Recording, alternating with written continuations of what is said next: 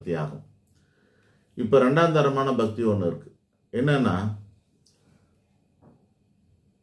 கடவுளை வணங்கினால் முக்தி அடையலாம், மோட்சம் பெறலாம் சொல்லக்கூடிய ஒரு உயர்ந்த தேவைக்காக சாமி கும்பிட்றது. முக்தி இப்போ இந்த பக்தியில் ரெண்டாக பிரிச்சுக்க. இக வாழ்க்கை பர வாழ்க்கைன்னு ரெண்டாக இருக்குது. இக வாழ்க்கைக்கு 2, இந்த ஜென்ம வாழ்க்கைக்கு 2. அதனால தான் இந்த 4வது தரமான பக்தி, 3ஆம் தரமான பக்தி இக வாழ்க்கைக்குள்ளது. இப்போ பர வாழ்க்கைனா என்னென்னா, இறந்து போனதுக்கு அப்புறமா நம்ம எப்படி இருக்கணுங்கிறதுக்காக வணங்குறது. ஸோ எனக்கு இறந்து போனதுக்கு அப்புறமா நான் யமதர்மங்கிட்ட போக வேண்டாம், நான் சிவலோகமோ சொர்க்கலோகமோ போகணும், அதனால் அதுக்காகவே சாமி கும்பிட்றது. முக்தி மோட்சத்தை வேண்டி சாமி கும்பிட்றது பேர். அது ஒரு 2ஆம் தரமான பக்தி.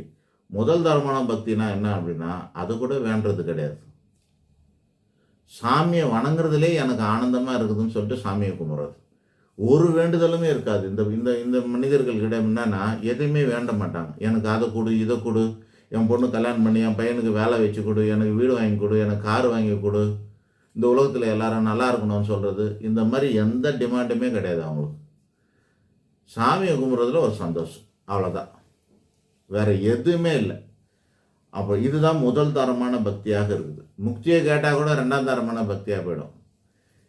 கேள்வியே இல்லாமல் வணங்குறது பேர் முதல் தரமான பக்தி. ஆக இந்த 4 விதமான பக்தியில் நாம் நம்ம வீட்டில் இப்போ உங்களுக்கு சொல்லி கொடுத்தது என்னன்னா, இந்த 3ஆம் தரமான பக்தியா அப்படின்ற மாதிரி தான் சொல்லி கொடுத்தாங்க. சாமி கும்பிட்டுட்டா உனக்கு வந்து நல்லது நடக்கும் அப்படின்றாங்கன்னா, நல்லது நடக்கிறதுக்காக தான் சாமி கும்பிட்டு சொல்லி தராங்க, அவ்வளோதான். சரியா? ஆக மொத்தத்தில் 4 பக்தியும் நான் ஏற்றுக்கிறேன் அப்படின்னு கிருஷ்ண பரமாத்மா சொல்லியிருக்காரு. எல்லாமே பக்தி தான், நீங்கள் பண்ணுற பக்தி எல்லாம் நான் ஏற்றுக்கிறேன்னு தான் சொல்கிறார். ஸோ 4 விதத்தில் எந்த மாதிரி பக்தியை செலுத்தினாலும் இறைவன் ஏற்றுக்கொள்கிறார். தேவைக்காக சாமி கும்பிட்டாலும் சரி, தேவையில்லாமல் சாமி கும்பிட்டாலும் சரி, அன்பாக சாமி கும்பிட்டாலும் சரி, கடமையேன்னு சாமி கும்பிட்டாலும் சரி, எல்லாத்தையும் ஏற்றுக்கிறார். இன்னொன்று சொல்லட்டுமா? ஆதிசங்கரர் சொல்லுவார், சன்மார்க்கம். சன்னுன்னா 6 வகையான மார்க்கம் இருக்கிறது.